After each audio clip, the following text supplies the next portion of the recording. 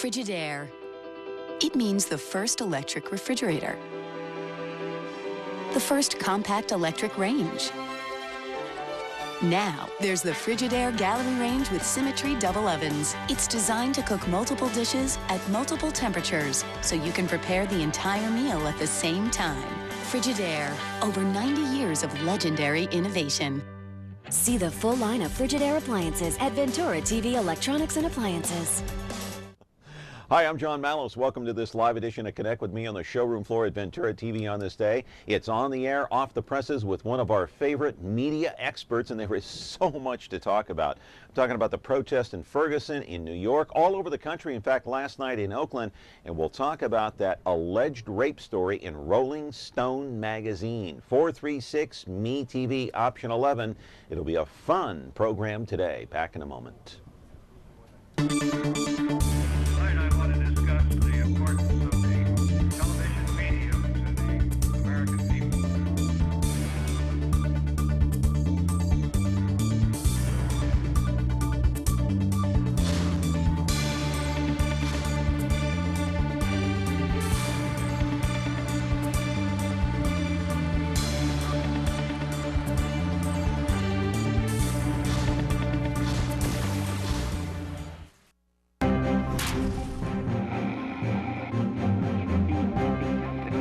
Back here on the program, my friends, 436-ME-TV, option 11. It is on the air, off the presses. And just a reminder, did you know that today, 34 years ago tonight actually, John Lennon was assassinated in front of his apartment building, the Dakota, in New York City.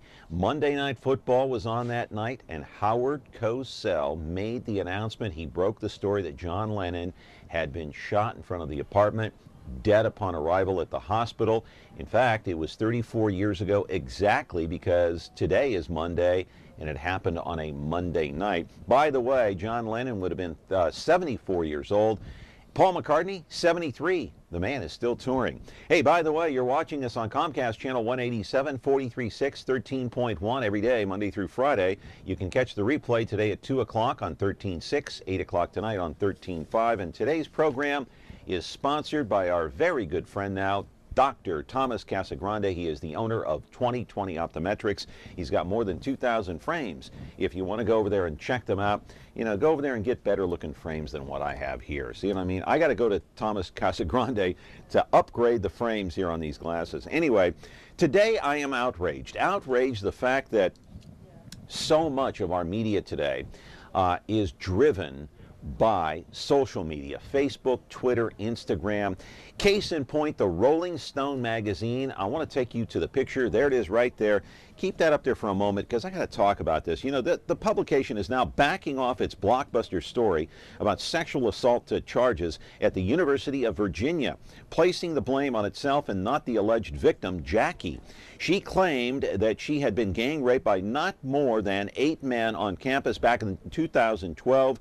Only problem is the reporter never verified or attempted to contact the perpetrators.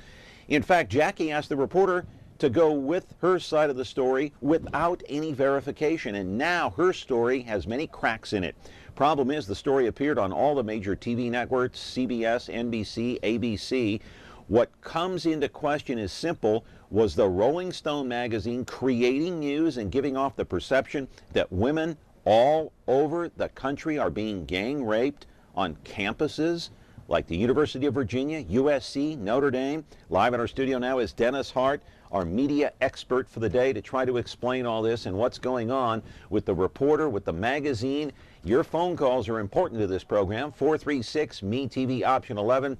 Dennis and I had a lot of fun on Friday on Power Talk 96.7 talking about this very same subject, and now we have updated information that just happened overnight. Rolling Stone is saying, nope, the onus is on us. We're to blame, not Jackie. We should have checked it out. On all the morning programs today, they had a story about this. We'll talk to Dennis and take your calls back here in just a moment. At 2020 Optometric, your vision is their focus. Whether you're 5 or 65, Dr. Thomas Casagrande will get to know you, your lifestyle, and vision needs to ensure that your contacts or eyeglasses are a perfect fit and the right prescription every time. With the Valley's largest selection of eyewear, 2020 has over 2,000 frames, including top designer brands like Coach, Tiffany, Prada, Ray-Ban, Oakley, and more. Eye exams start as low as $89, so call or stop by to schedule your appointment today. All right, back here on a program, Connect with me on MeTV Fresno. Dennis Hart is here. So, Dennis, we bantered back and forth on this topic we were on radio on Friday. Radio. Indeed, yeah. Yeah, okay. You know how red-faced and outraged I was on Friday. Yes. I couldn't even think straight. I was so incensed. What do you make of this story today? Well, it's an outrageous story because it violates every journalistic principle that you grow up from the beginnings of your life in journalism. Rolling Stone went with a story that was completely unverified by this woman named Jackie. In fact, they claimed at first, in deference to her sensitivity, after she alleged that at least 7 people gang raped her at the University of Virginia, 7 fraternity members gang raped her, they didn't bother to go and ask or question or try to find any one of those alleged perpetrators. That is so far wrong. And now, of course, the story is falling apart. Even Jackie's friends are saying, we don't think, we're not sure what happened. Rolling Stone has a tremendous black eye. People should be fired at Rolling Stone. It's an outrage because this has done great harm, I think. Great harm to the whole idea of yes is yes and no is no on college campuses. Now, a lot of folks are going to say, you can't trust anybody who claims they've been raped. Look what happened at the University of Virginia. It's an outrage. So all Greek activities have been canceled. They have been. Until next year. So I wonder if the campus, according to CBS NBC this morning, they are reconsidering opening up. Yeah, and I think that's probably the right move. And the University of Virginia took the right action in canceling all Greek activities. Initially, this was an outrageous story, obviously. Yeah. It's too bad that it was too good to be true, because it is too good to be true. Rolling Stone magazine had a story that they were looking for, and I think the Washington Post did that story today. The Washington Post said that they were looking for the right campus, the right atmosphere, to do a story which they believe to be true on many campuses across the country, that mass rapes are taking place, that rapes are taking place. So they found the University of Virginia, a southern campus, a fraternity system that is southern-based. It fit into all of Rolling Stone's stereotypes. Wow.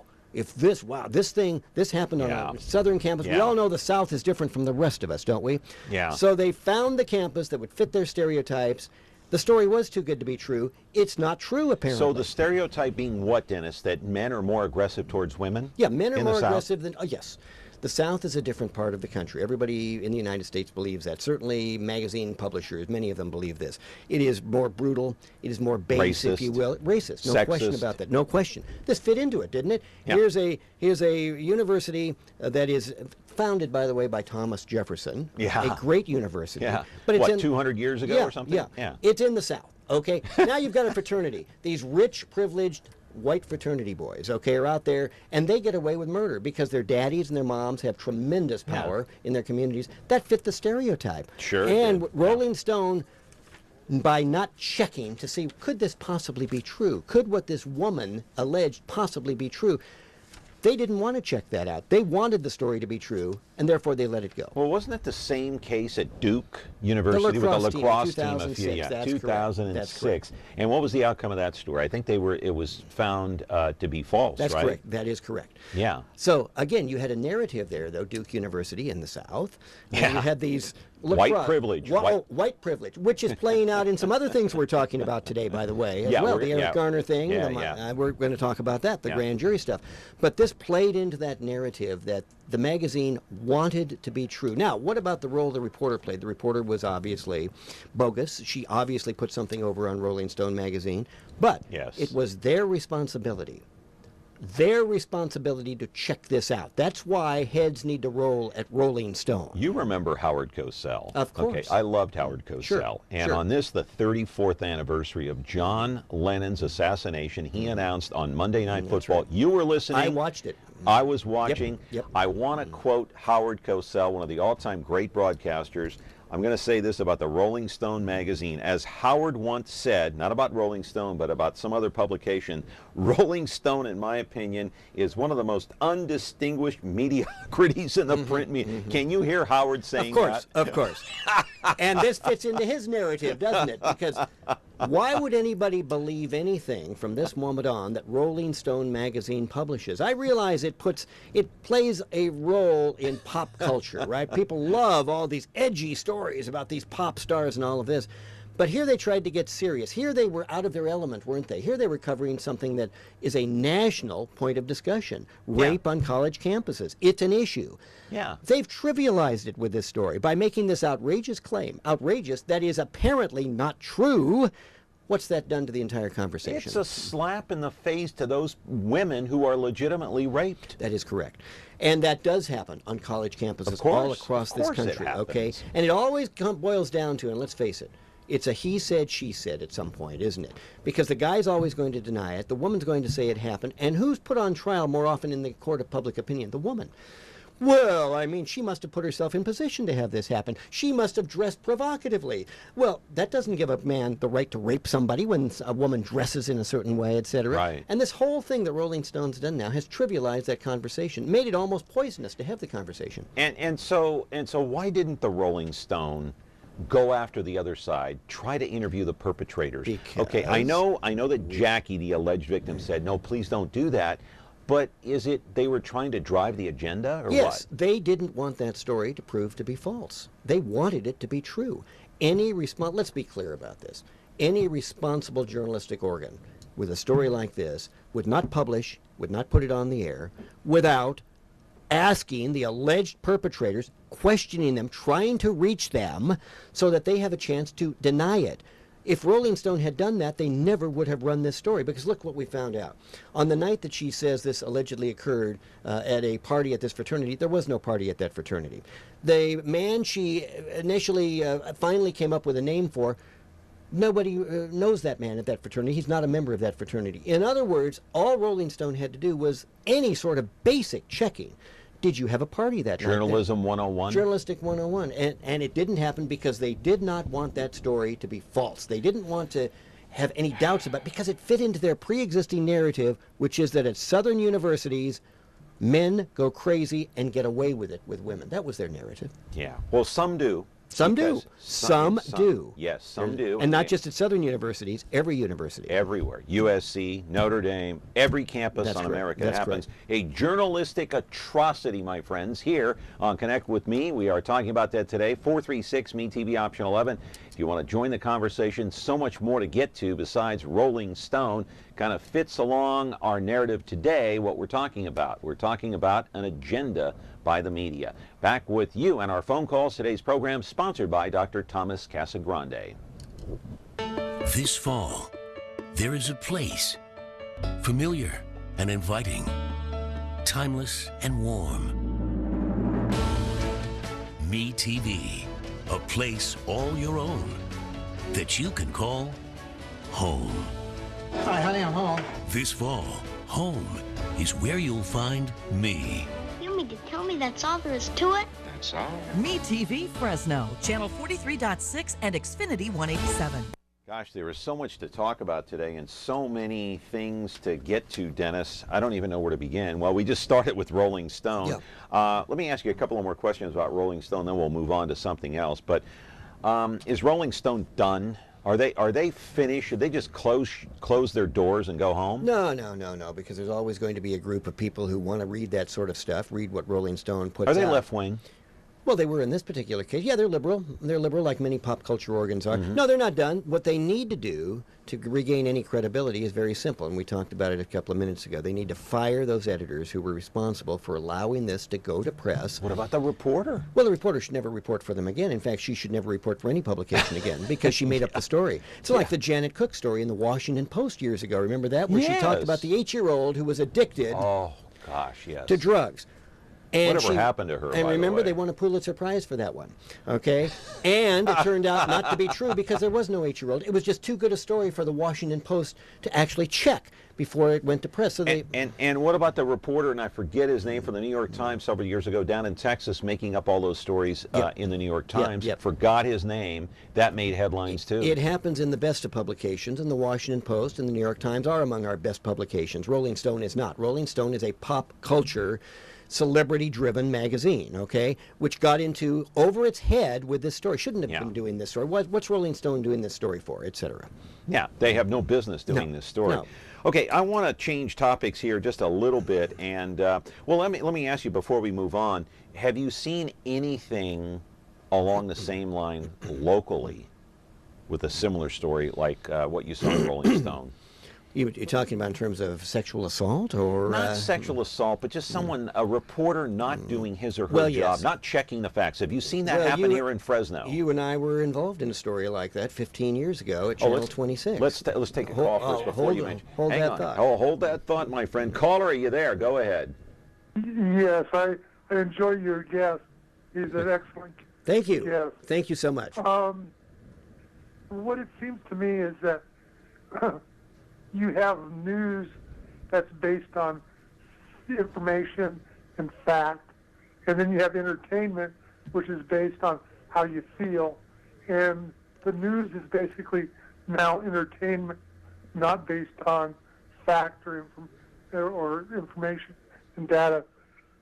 Because of this, we aren't getting information which I think the public needs to have. And what's your feelings on that? You know, I think I agree with you. You look at what NBC has turned the Today Show into and what ABC has turned Good Morning America into. Those are so light and fluffy in the morning, they almost float away. News is secondary with what they do. Now, the CBS Morning News is a serious broadcast, but yes, because of the changing nature of journalism, because of so many sources out there like Facebook and Twitter and all of this driving some agendas with rumors, and that's what Twitter is, it's nothing more than rumor. News media sources are being compelled, in their mind, to go with what they're hearing without checking it out, because what happens if what's on Twitter is correct? Much of the time, perhaps most of the time, it's not. It's just rantings of crazy people who have Twitter accounts. Anybody can have a Twitter account and put something up. Yeah, I agree with you that a lot of news has become entertainment. Now, don't confuse Rolling Stone magazine with a news magazine. I'd like to think that Time magazine, which is our last legitimate print publication on a weekly basis, would not have gone with this story without checking. Rolling Stone is an entertainment magazine that got in way over its head. They had an author come to them, a writer come to them and say, I've got this great story about rape at a southern campus. Would you like it? Any legitimate publication would have looked at that and said, well, how have you confirmed it?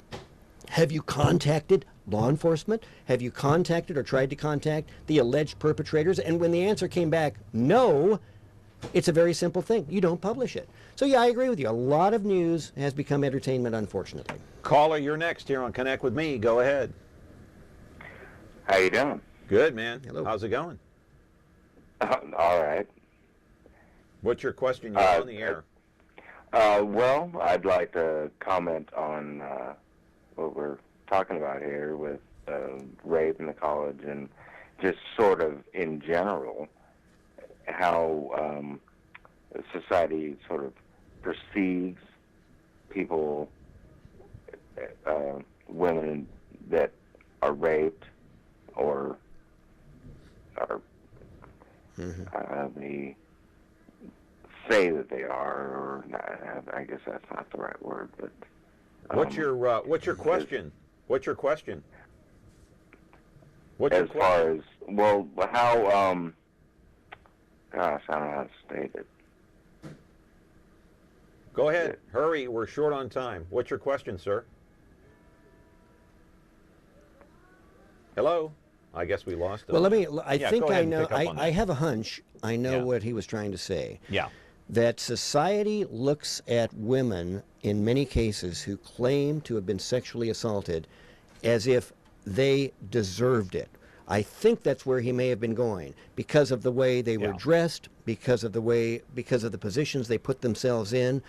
And it often becomes, and you know this to be true, that the alleged victim becomes the person who's actually put on trial in the court of public opinion. Exactly. Did she earn it? Wow, look, she was dressed in a way guys couldn't help themselves. So let's be clear on that. That sort of perception is pure trash, garbage.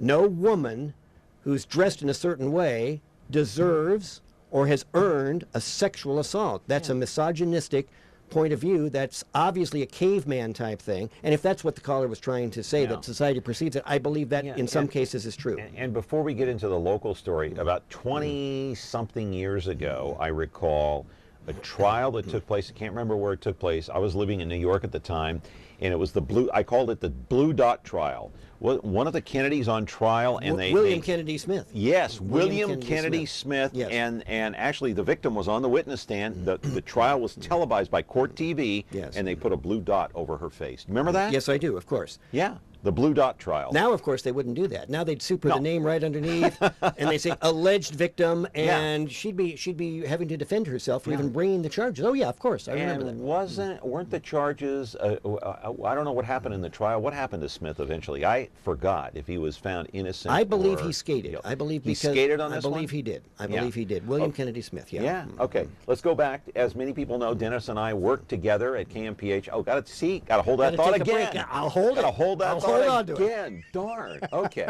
Caller, you're on the air. Go ahead. Let me ask a question to your guest. Do you think the cable media, well, it's on cable TV, has a lot to do with the negatives and the positives? Because you get Fox saying the negative stuff, and the rest of them are supposed to say the truth. But the way I hear in every station or cable station, they contradict everything. I mean, whatever they say, people are glued to that station, okay? So as far as, like the NBC and ABC and all that, I don't even listen too much because they change the stories, okay? That's one thing. They change it because one station will say something, all that. Like you said, they should follow up the news that they put on the air, because sometimes some of the reporters want to get the glory, okay? Yeah. But the media on the cable vision, for example, all of them, okay, CNN and Fox and all that. Fox has some rude reporters. I mean, when they come on the air, they're against the president, number one, and the other ones are for it. I'm not saying who's for or who's not. Okay, everybody has an opinion, but my question to you is, do you think the media on cable has a lot to do with what's going on in our society? Okay, thank you very much. Good question. That's a good question, yeah. Cable television has this thing. They're 24/7. Therefore, everything has to be dramatic. Everything has to be a crisis mode, as we saw when when that plane went down, the Malaysian Airlines thing. CNN devotes 24/7 to, was the plane sucked up by a black hole? Could aliens have come in and done all that? That's crazy Shepard stuff. Smith? Well, that was Fox. No, CNN. But the bottom line is, yes, cable television, let's face it, has an agenda. Fox News is the conservative cable news voice. MSNBC is the liberal cable news voice. Fox News' agenda is to destroy Democrats. MSNBC's agenda is to destroy Republicans. That's not news. That's driven by agendas. And because they have 24 hours to fill, everything is constantly either criticism or crisis. It wears you out. My suggestion is, don't watch cable news. Hey. Get away from it. Another call. Don't you love this topic? I love it. Let's do it. All right. Caller, you're on the air with Dennis Hart. Go ahead. Yes, I was wondering, you mentioned that Rolling Stone, as a publication, if it was, say, Time magazine or Life magazine, do you think that there would have been a little bit more in-depth, investigations as far as to the perpetrators or alleged perpetrators? Yes, and I'll tell you why. Because Time magazine has been in business for 90 years, and it is the premier print magazine in the United States for weekly journalism, for weekly news reporting. It's the only one left now that Newsweek's gone. Time magazine has a history of being right. It is not a surprise to me that this article appeared in the Rolling Stone magazine. It never could have appeared in the New York Times or the Washington Post or Time magazine, because editors there would have looked at this immediately and said, you haven't sourced any of this. These are all allegations. These are unproven allegations. We can't justify risking our reputation for that story. Rolling Stone has no journalistic reputation. It's a pop culture magazine trying to make a splash. But where did she go to sell the story? She went to Rolling Stone magazine, not to Time magazine. In my opinion, it never could have been printed in Time or the New York Times or the Washington Post or the Wall Street Journal. Never could have been printed until it was vetted. And by that I mean everything checked out. Time magazine is well known for having fact checkers check every sentence to make sure everything's right before it goes to press. Got to go to break. Where's Woodward and Bernstein when you really need them, my friend? And also Ben Bradley. Where's Ben Bradley? He's passed away recently, as a matter of fact. Dr. Thomas Casagrande is our sponsor today here on Connect with Me on MeTV Fresno. We're back with your phone calls. 436 MeTV option 11. Back in a moment. At 2020 Optometric, your vision is their focus. Whether you're 5 or 65, Dr. Thomas Casagrande will get to know you, your lifestyle, and vision needs to ensure that your contacts or eyeglasses are a perfect fit and the right prescription every time. With the Valley's largest selection of eyewear, 2020 has over 2,000 frames, including top designer brands like Coach, Tiffany, Prada, Ray-Ban, Oakley, and more. Eye exams start as low as $89, so call or stop by to schedule your appointment today. Our thanks to Dr. Thomas Casagrande of 2020 Optometrics for being our sponsor today on MeTV Fresno. Good morning, caller. You're on with Dennis Hart. Go ahead. Whoops, you were on with Dennis Hart. Try again. Okay, try again. We're here. We have an open line, 436 MeTV option 11. All right, you and I worked together at KMPH. You were the assistant news director, executive producer. Along came the story about the missing school teacher, Sandra Kirby. You pick it up from there. Yeah, Sandra Lynn Kirby disappeared one day. Her car was found at River Park 15, 16, 17 years ago, never to be seen again. Police had this massive manhunt. Never found. Now, months later, you and I are at Channel 26. And we did our 10 o'clock news one night, and at 11 o'clock, two television stations, not Channel 30, so you can guess 24 and 47. The other two television stations went on the air saying that Sandra Lynn Kirby's remains have been found in a certain location. Now, I did not know that. I figured we had been buried by another two other stations. You got to call it home. I did. So I called the one person in this community whom I've never revealed, I don't reveal my sources, called him up at 11:02, 11:03, and I said, have I been beaten on this story? Have her remains been found?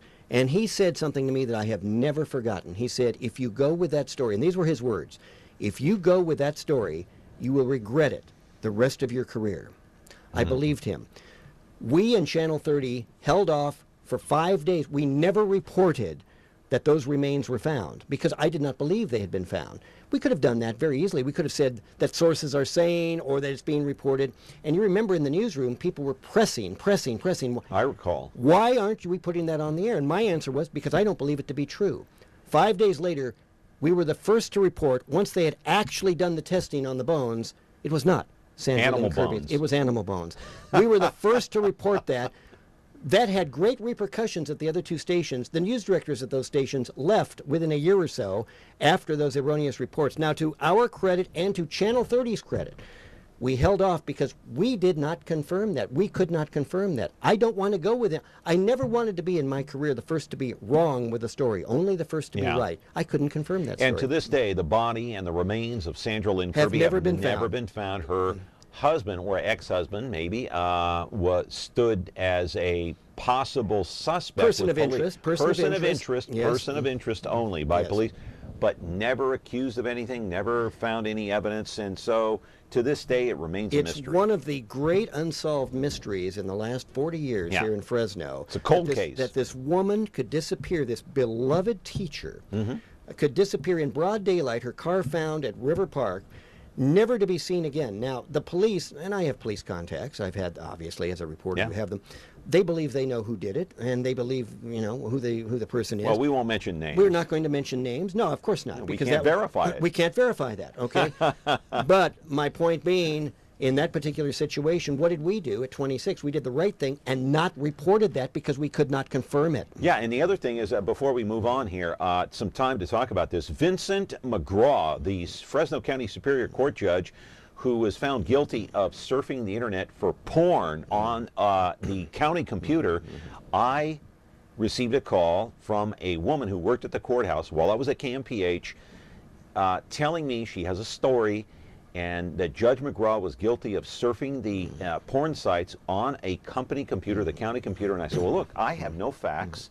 I can't run with a story. She eventually got me the proof, and she also listed 2 or 3 other contacts who I could call. So I didn't go with that story until I verified it, Dennis. Right. I couldn't. People are always calling newsrooms, and this is just part of journalism. People are always calling in with stories, with things, alleged wrongdoing.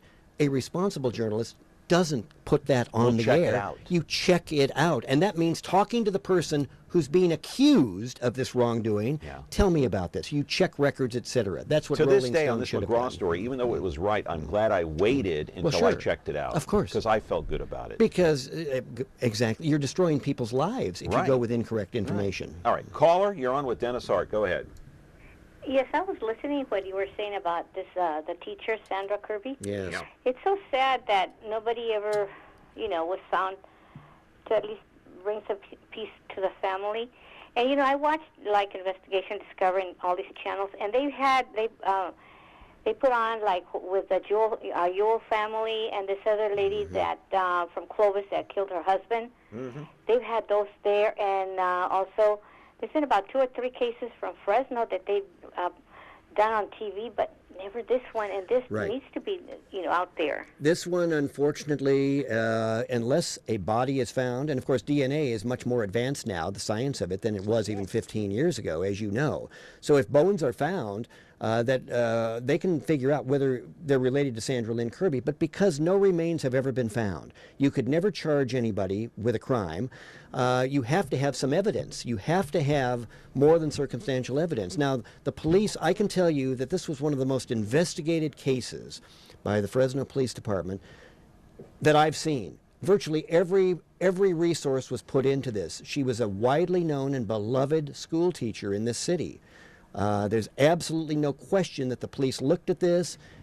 They would love to have evidence. They would love to be able to bring this to fruition, if you will, and make it good for the family.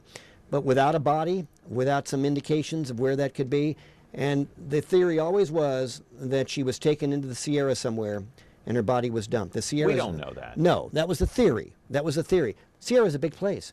It could be on the west side of Fresno. Who knows? This is a big valley. It's a big mountain area. Unless some remains are found. It could have been shipped to New Jersey and maybe is over there with Jimmy Hoffa. Who knows? We can't speculate on where the body is. Could have been in a barrel, as we don't Larissa know that. Schuster put her husband's body in. Or the barrel of acid. Barrel of acid, yeah. Remember that? Okay, Dennis. Do I remember that? I covered that, yeah. Oh, my God. Okay. What a case. We got to take a break here. Come back. We'll talk about Ferguson and New York. 436 MeTV Option 11. Thanks to Dr. Thomas Casagrande for his sponsorship on this wonderful program you're watching. Connect with me on MeTV Fresno. Back in a moment. Frigidaire. It means the first refrigerator. It means a history of innovations that help make your home life better. And now we introduce the new Frigidaire French door refrigerator with over 100 ways to organize for maximum flexibility. Built with adjustable flip up and slide under shelving and stackable crisper drawers. It's the refrigerator that flexes to fit it all, no matter what your day will bring. Frigidaire, over 90 years of legendary innovation. See the full line of Frigidaire appliances at Ventura TV Electronics and Appliances.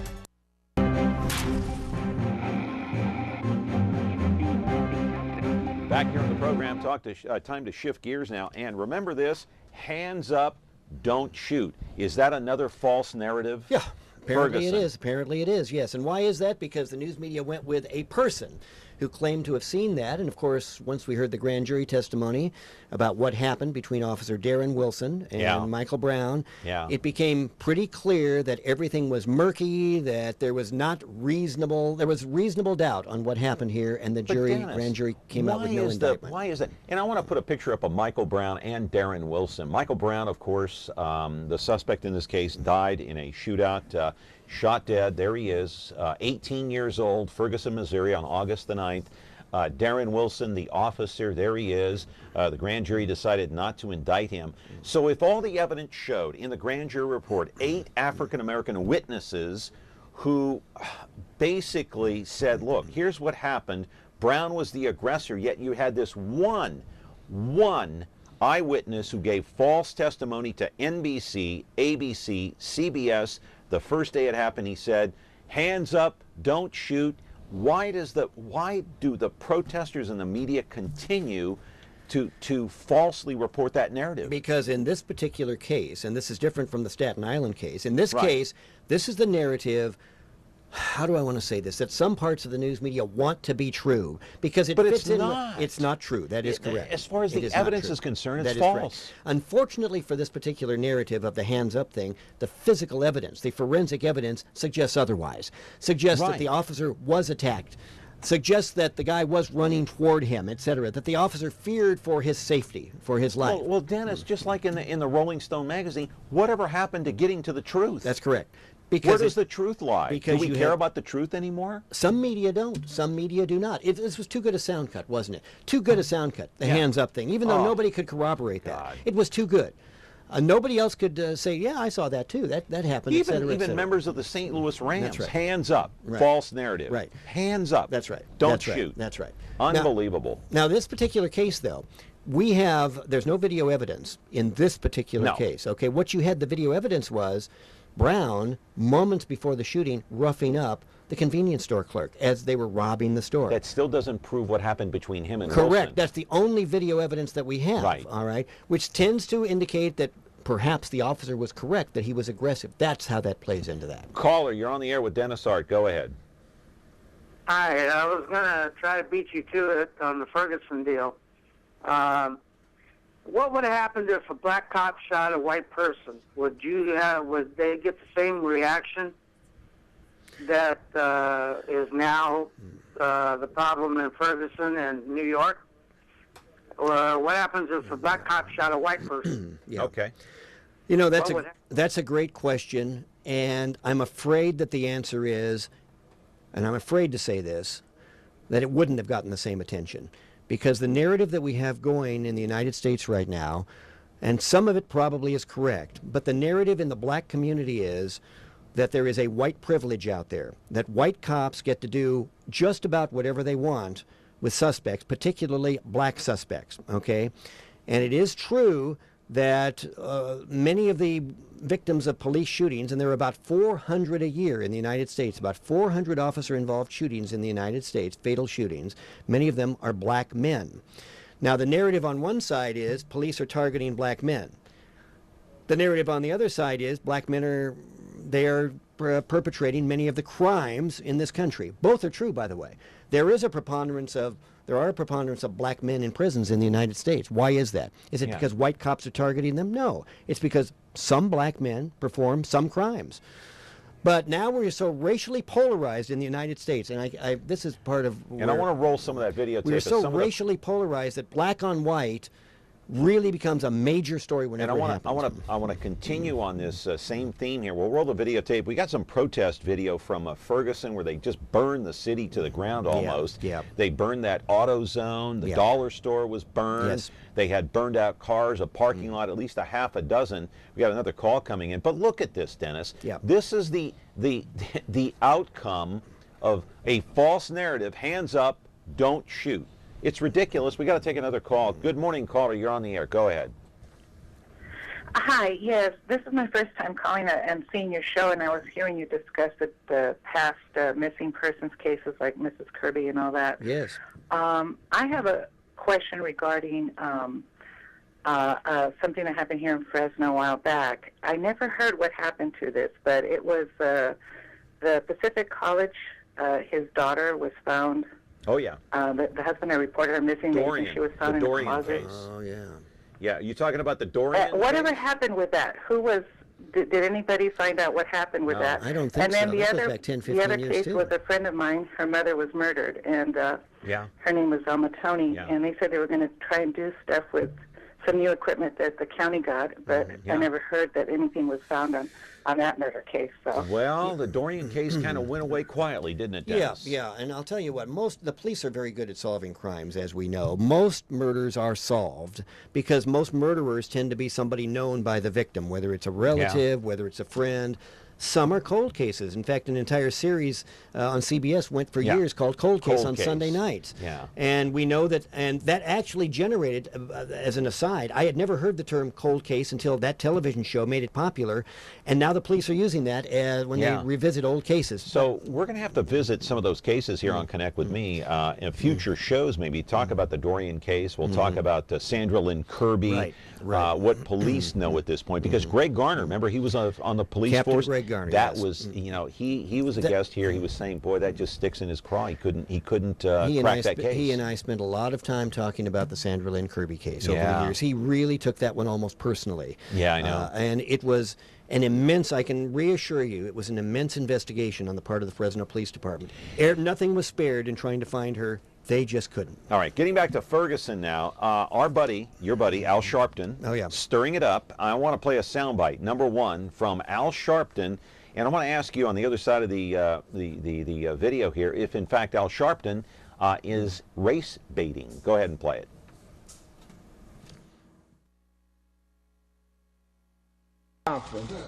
To discredit the victim. That's right. That's right. That's right. Where he went out of his way to go point by point in discrediting Michael Brown Jr., who could not defend himself. How do you, in explaining why you are not indicting a man that killed, try and convict a young man for shoplifting that can't explain the tape? Try to convict him for interfering in the police car when you don't hear his side of the story. Have you ever heard a prosecutor go in a press conference to explain to the press why the one that did the killing is not going to trial, but the victim is guilty of several things that no one has established? All right. Race baiting or not? Yeah, that's race baiting. Let me be clear on this. Al Sharpton is a racist, okay, as are some white people. Al Sharpton is a black racist for whom whites can do no right. Whites are always the devils. He is doing nothing to help race relations in the United States. He reacts this way. Why didn't they indict, Officer Darren Wilson? Because the evidence was not sufficient to bring an indictment. There was reasonable doubt about what happened, but that would be a subtlety that would be beyond Al Sharpton. Yeah, but way why beyond. look at the facts, Dennis? The facts Exactly. don't matter. Exactly. Okay. Caller, you're on the air. Go ahead. Yes, I got a question. I've never heard this statistics, and maybe a guest might know. How many, what's the ratio with whites that have killed blacks? I don't mean necessarily police, against the blacks who kill whites. Is there any statistics that show who are the crimes perpetrated on? Yeah, are they on blacks by whites, or are they on whites by blacks? There are statistics. Just curious. There are statistics, and they're somewhat murky from the FBI, but in general terms, blacks kill blacks and whites kill whites, because that's who generally the races associate with.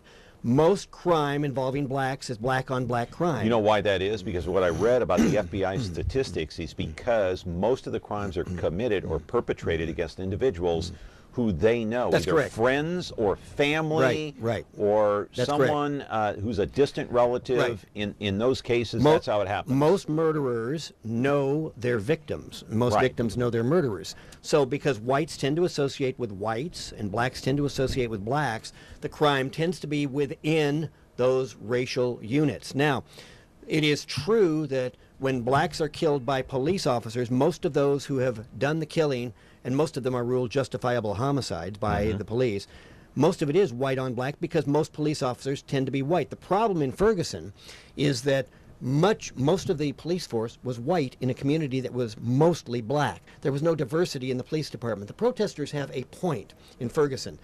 Police departments need to more reflect their communities than they do now, at least in Ferguson. You've got the recruits. If you don't have the recruits, you have to make an affirmative effort to go out and get them. Where they do not have a point, this ridiculous narrative, the hands up narrative, don't shoot, that just didn't happen.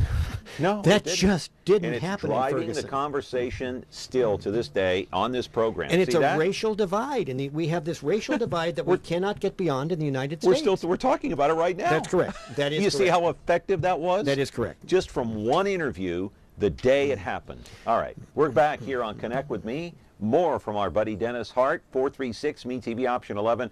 Glad you could call in. And our thanks to our good buddy Dr. Thomas Casagrande for his sponsorship on this program today. At 2020 Optometric, your vision is their focus. Whether you're 5 or 65, Dr. Thomas Casagrande will get to know you, your lifestyle, and vision needs to ensure that your contacts or eyeglasses are a perfect fit and the right prescription every time. With the Valley's largest selection of eyewear, 2020 has over 2,000 frames, including top designer brands like Coach, Tiffany, Prada, Ray-Ban, Oakley, and more. Eye exams start as low as $89, so call or stop by to schedule your appointment today. Back here, our thanks to Dr. Thomas Casagrande, 2020 Optometrics. You could tell we're both fired up today. We are.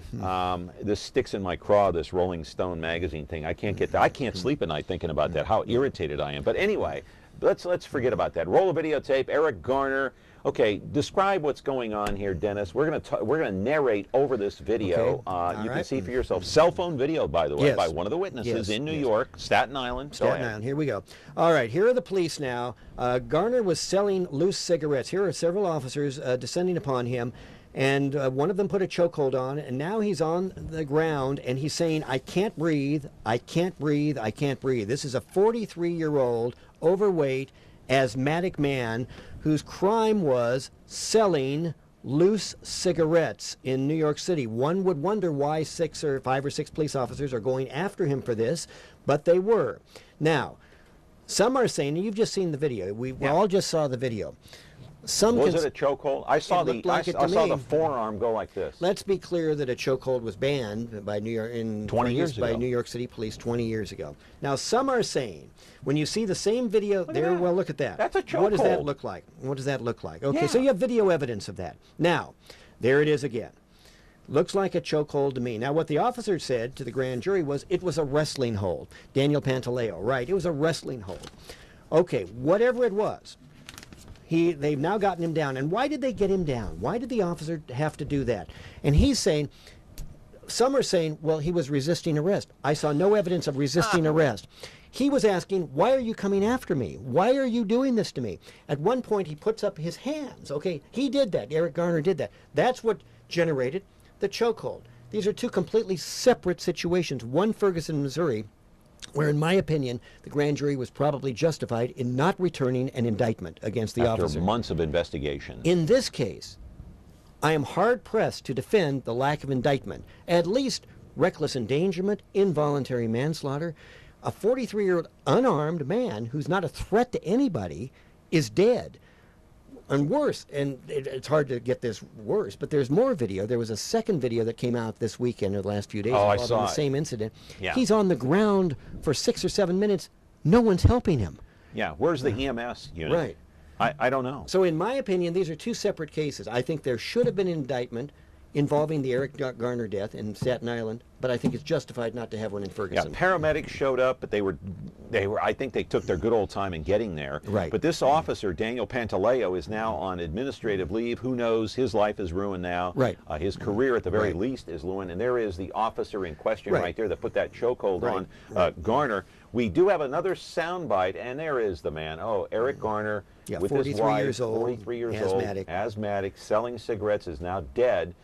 Many of us think that the grand jury got it wrong, but not Al Sharpton. I want to play that videotape, that sound. Go ahead and play it, and we'll comment after. Don't make the kids or the adults that are protesting the one wrong.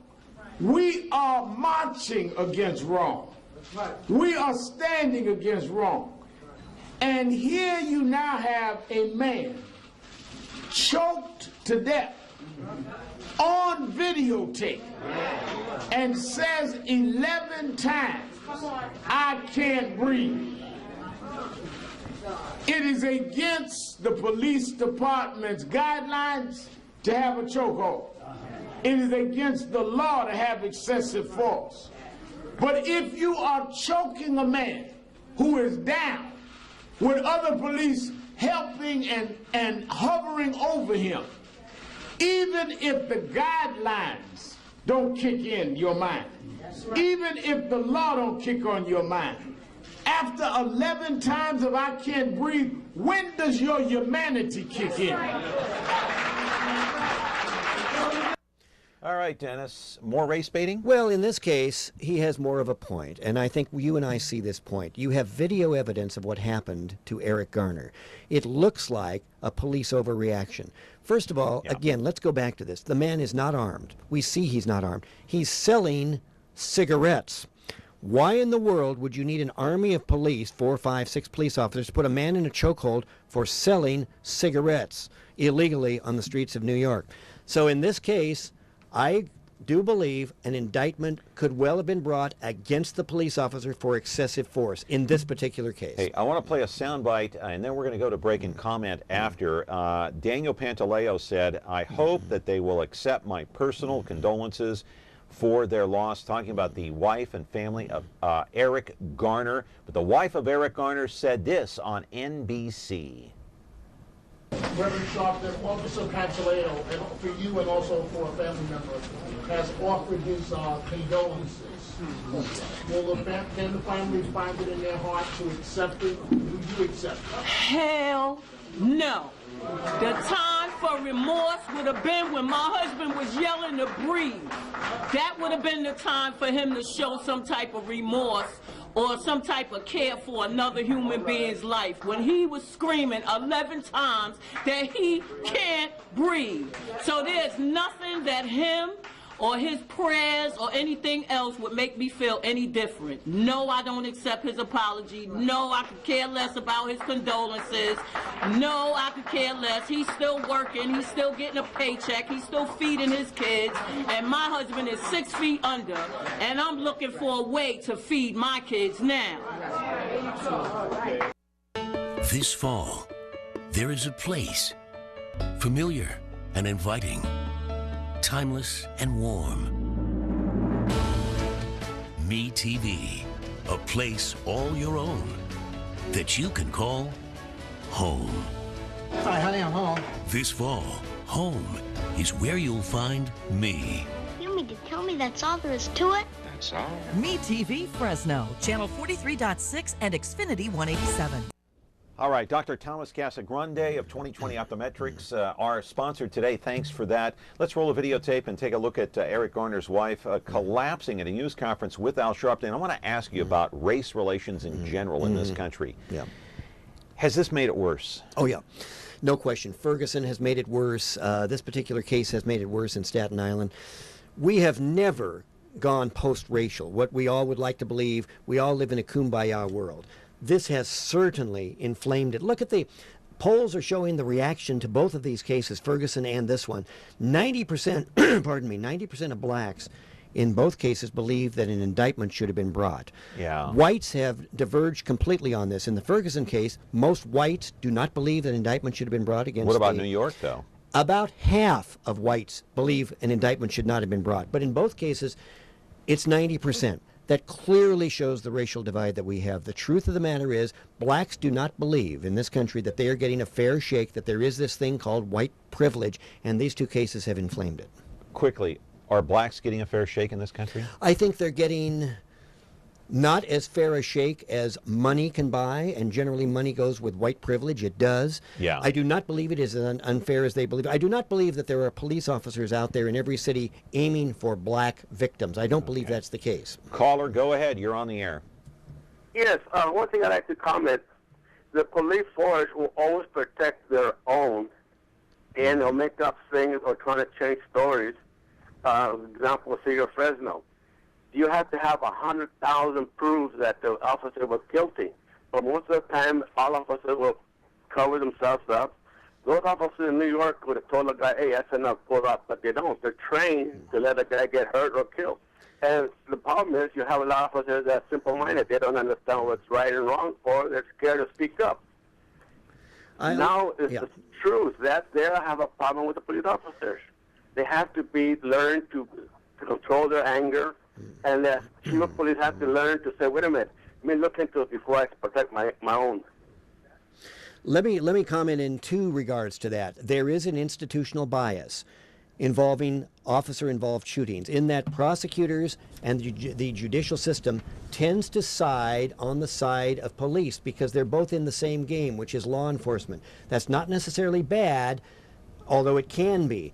One way to avoid that would be to take all officer-involved shooting investigations out of the hands of local authorities and put it into other people, other prosecutors. Never have local folks investigate their own people. But having said all of that, and I want to be clear on what I'm saying here, in my years at KMJ Radio as a reporter, I covered many officer-involved shootings. In no case, in not a single case, did I ever believe that the officer was not justified in his actions. That doesn't mean I'm pro-police. It means that in every case I ever saw, the officer had reason to believe that his life was in danger or that others' lives were in danger. I have never seen the local police, from my coverage in all those years, in an unjustified, in my way of thinking, shooting. Through the lenses that you're looking at, it was fair and it was balanced. Now, there were obviously facts, protests. People would say, well, it was a fake gun. Sometimes there were toy guns involved. But you have to make a split-second decision. But you have a one-second decision. When you see a gun, especially if it's dark, you're not going to wait to take the first shot to your chest. You're going to fire, and that's what happened in several cases, yes. Yeah, including in Cleveland. Yes. 12-year-old kid. That's correct. Caller, you're on the air. Go ahead. Yes, I'd like for you to give a comment or an opinion about this. In the Los Angeles Police Department now, the composition is 44% Hispanic, 13% black. As this, the force used to be about 85% white men. Correct. Now, is this new situation caused a decrease in crime, and what the results of this different ethnic demographic? You are completely correct in what's happened. Crime being reduced in L.A. Well, here's what's happened. The reason that the Los Angeles Police Department has made this change is because they came under intense fire before and during and after the Rodney King riots, and because the force was largely white, they came under a federal investigation, and they agreed to a consent decree which forced them to bring more minorities into the police department. Right, but you still have to have those recruits. You have to have the recruits. Yeah. What the point of that is to make the police department more like the communities they're serving, so that you're not having Hispanic or white officers going into black communities all the time, or white officers going into Hispanic communities. They had to generate trust in those communities. The point of a police department is not to rule the city, it's to make the city safer. Dennis, I want to change topics real quick, lighten it up. We're going to end the program with sports. A picture of Grant Balfour, please. Put up the picture of Grant Balfour. Gone. A year ago, he did not re-sign with the Oakland A's. There he is. Picture of Yoenis Cespedes, please. Gone. Traded to Boston. Out of here. Josh Donaldson, just within the last week or so, gone. Traded to Toronto. By the way, got a text message from somebody, my son, Brandon Moss with the Oakland A's, gone. Traded to Cleveland. John Lester of the Oakland A's, gone. Yes. Apparently going to sign with the Giants today. Is Billy Beane lost his mind with the Oakland A's? Well, no. We got like a minute and a half. Okay, Billy Beane, first of all, the A's finished 11 games behind the Angels and 1 game behind Seattle. They did not make the playoffs. His reasoning was, we can't make the playoffs with who we've got. I'm going to blow it up. They have the right, people have the right to run the teams. Look what's happening to the San Francisco 49ers, completely imploding. Jim Harbaugh going to be gone after taking them to the NFC Championship game 3 years. Why is that? Because why is Beane tearing the team down? Because the owners have the right to make changes with their teams. Now, fans like us, we're laughing at this. We're saying, wow, what's Billy Beane? He hasn't gone crazy. He's still one of the smartest guys out there. But they couldn't win with these guys. Why not get rid of them? Why not? Unbelievable. Dennis, sadly, we're out of time. Boy, we I know could go got 2 hours here. I know. We got another call coming in, but we can't take it. We got to go. We are going to talk to you next month. Merry Christmas, Happy New Year. Or on radio before then. Or on radio, Power Talk before then. All right. Merry Dennis Christmas Hart, to our you. guest. Thank you Merry very Christmas. much. Our thanks to Dr. Thomas Casagrande, 2020 Optometrics. We're back tomorrow with another edition of Connect with Me on MeTV Fresno. Have a good day. I got it in there.